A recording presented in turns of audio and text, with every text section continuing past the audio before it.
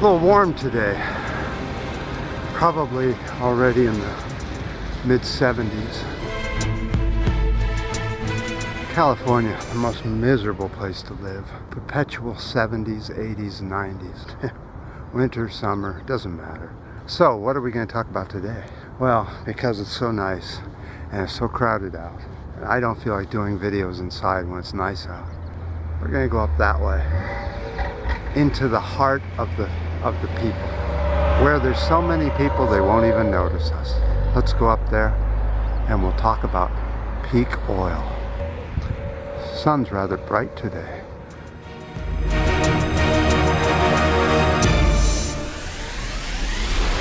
I tried to do a video outside, but the wind came up and it just made it impossible, so I came back and I'll do one here. What we're going to talk about today is that there's an ominous sign that we are on the other side of peak oil and starting the downward turn of peak oil.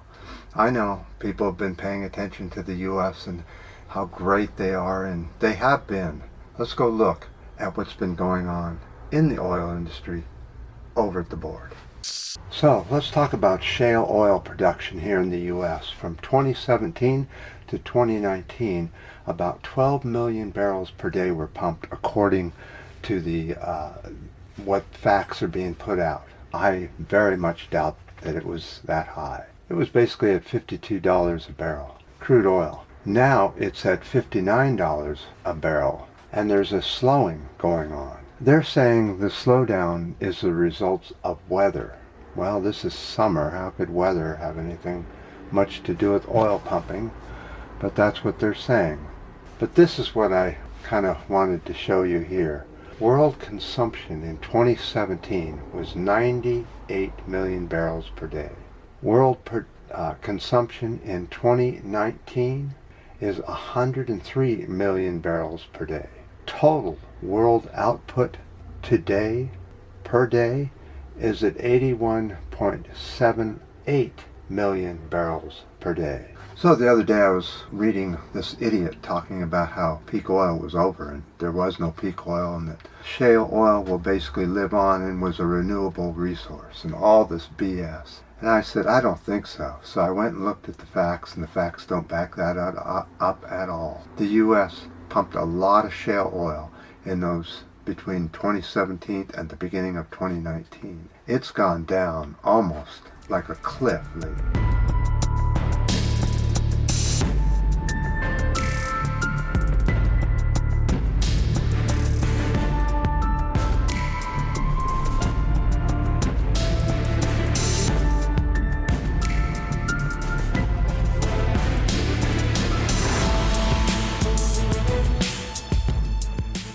They're saying there's some worrying signs, more bankruptcies showing up. But because some millionaires, some farmers were made millionaires, and some truck drivers made some decent money delivering all this stuff they were delivering, they're saying it was a boom and everybody was happy, and except that their landscape looks like garbage, just endless pump jacks for mile after mile after mile. But as long as you're making money, wreck the land, doesn't matter. Wreck your drinking water, doesn't matter. Wreck your air, doesn't matter. Put tons of methane and CO2 in the air. We were warned, don't pump this oil. We pumped it anyway. We just said it was fake news and pumped it. Now the results are coming in. Rapidly rising CO2 numbers.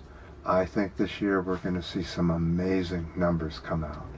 And as we've seen in the past, we've never seen this before during the lifespan of humans on this planet. So we're going into uncharted territory. Will it just turn into a jungle, or will there literally be heat waves that will kill mass swaths of humans in the interiors of the continents, like the US, Africa, Australia, some parts of Europe, and Russia will all get these heat waves. The question is, how high will they go? Are we going to hit a place where we run out of oil completely? No. But we will see degrading oil pumping and less of it. But the prices of oil will continue to rise as the amount of it decreases, making it worth drilling even more and more little tiny pockets of oil. So your and I lifetime, we will not see an end to oil, but we will definitely see a decline. And we will see a decline in food production, and the decline of what humans are going to do with themselves. You've got almost 8 billion people now. Automation is taking over like you can't believe. Anything the hand can do is now being done by automation. The people will not be able to drive, to commute anymore. They will have to move closer to their businesses where they're working.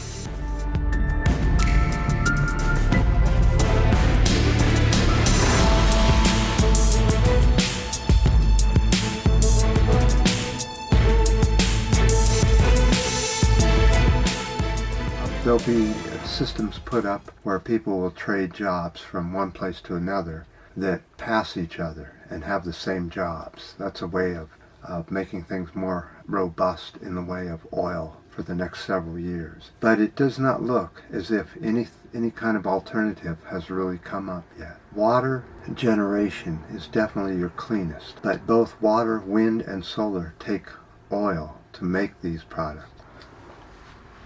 We're kind of getting in a pickle here. The corporates, the corporate Democrats, the corporate Republicans all around the world, these people are not going to deal with this issue. They will just let it go, and they'll talk tough to each other about how we're going to go to war with this country and that country. But as far as converting over to something else, they couldn't be bothered. They don't think there's any money in that. Personally, I think if the left were to use their most precious item they have, it would be to invent another alternative way of moving ourselves around. I definitely do appreciate all the comments I've been reading. I do read them all. I just can't comment back because when I do, all my comments go blank and I can't see anybody else's comments. It's one of those YouTube things, and they still haven't fixed it. Even though I'm in beta, they still haven't been able to find out why that happens. Why it seems to only be me. If I reply to one of my commenters, everything disappears in the comment section.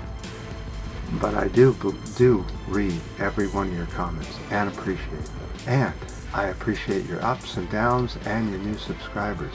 And until next time.